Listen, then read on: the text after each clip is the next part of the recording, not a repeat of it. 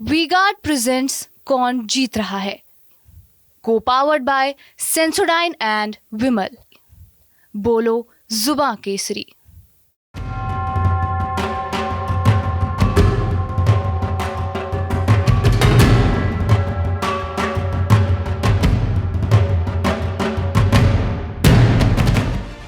दो 2024 के लोकसभा चुनाव की बिसात पर यूपी की परिधि से जो परिणाम निकले, उसने देश की राजनीति की दशा और दिशा को भी बदल दिया है।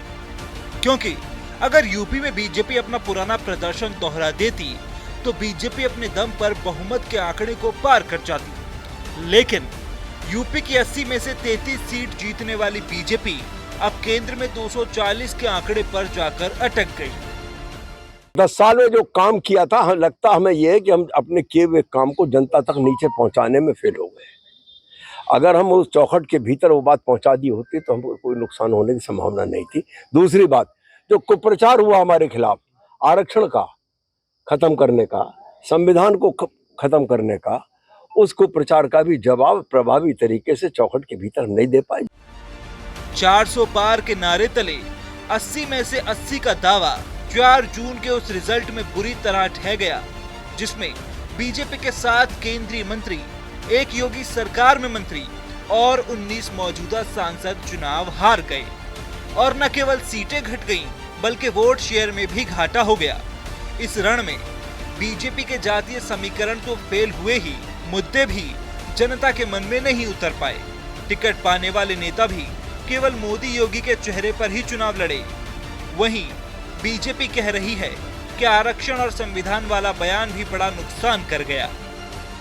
एक बात तो कही जा सकती है कि एक दुष्प्रचार जो हुआ है, इसके चलते हमारे बहुत से मतदाता भ्रमित हुए, जिसका कोई आधार नहीं था दुष्प्रचार का, कि संविधान बदल देंगे ये लोग 400 पार पाने के बाद। पश्चिम में जहां राष्ट्रीय लोकदल ने गठबंधन धर्म निभाया, वहीं पूर्वांचल में बीजेपी के सहयोगी साथी अपनी जातियों का जलवा नहीं दिखा पाए। अपना दल 2 में से 1 सीट पर हार गई। संजय निषाद और ओपी राजभर अपने अपने बेटे नहीं जिता पाए। सीएम योगी के गृह क्षेत्र गोरखपुर मंडल में मठ के प्रभाव वाली 5 सीटों पर बीजेपी की प्रतिष्ठा बची रही।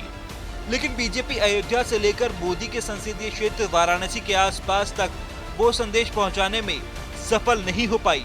वहीं इंडिया गठबंधन ने 43 सीट जीतकर नई इबारत लिख दी। 37 सीटों पर जीतकर अखिलेश यादव ने तो 2004 के 35 सीटों वाले मुलायम सिंह यादव के रिकॉर्ड को ही तोड़ दिया। नहीं, उसमें कोई कंफ्यूजन नहीं है। पीडीए की रणनीति और इंडिया गठबंधन का साथ जनता ने दिया है। सर, आगे की अब क्या रणनीति रहने वाली, किस तरह की? अब रणनीति के लिए तो जा रहे हैं, रणनीति क्या बनेगी अब पूछताछ करेंगे, वहाँ बातचीत होगी, उसी बार रणनीति बनेगी। सर, कहा जा रहा है चंद्रबाबू नायडू और सर उनके ऊपर नहीं, ऐसी कोई बात, कोई हमारे से कोई बात नहीं। सपा के इतिहास में इस बार अखिलेश ने सबसे कम मुस्लिम यादवों को टिकट दिया। पीडीए और आरक्षण, अग्निवीर सरीखे मुद्दों की जुगलबंदी ने इस जीत की इबारत लिखी। वहीं कांग्रेस के लिए भी फायदे का सौदा रहा सूबे में सपा के साथ गठबंधन। 6 सीटों की जीत में अमेठी रायबरेली की विरासत पर वापसी ने कांग्रेस को यूपी में संजीवनी दे दी। हर मंच से संविधान का बयान भी कांग्रेस के लिए तुरुप का इक्का साबित हुआ। बहरहाल उत्तर प्रदेश के परिणामों से बीजेपी जहां हैरान है, तो वहीं इंडिया गठबंधन के खेमे में खुशी की खुमारी है। इस सब के बीच सवाल यही है कि आखिर क्यों नहीं चला बीजेपी का कोई दांव? अखिलेश ने कैसे पलट दिया चुनाव?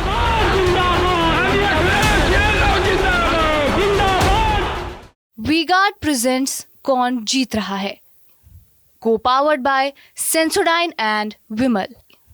बोलो जुबां केसरी।